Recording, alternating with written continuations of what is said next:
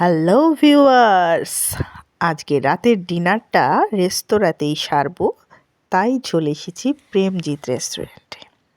কেন রাতে ডিনার করবো রেস্তোরাঁতে একটু বলি।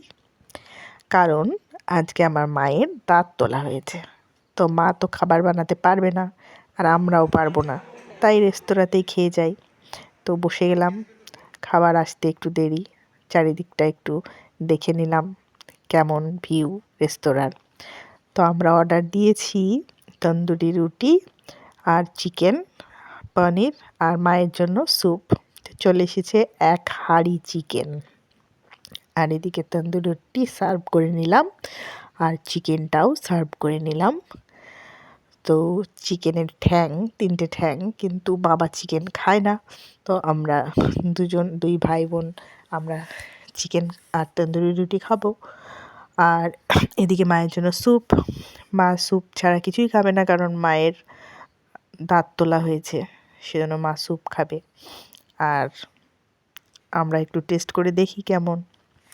তো তন্দুরির রুটি আর চিকেনটা খুব সুন্দর ছিল, আর অসাধারণ টেস্ট ছিল। তো আর এদিকে বাবা খাচ্ছে পনির মশালা টাইপের একটা কিছু অর্ডার দেওয়া হয়েছিল, তো পনিরটাও আমরা একটু নিয়েছিলাম, সেটাও খুব টেস্টি ছিল। খেতে খেতে ছবি তোলা বারণ থাকলেও আমি তো তুলবই ছবি, তো আর ভিডিও না তুললে আমি তোমাদের সাথে কী শেয়ার করব।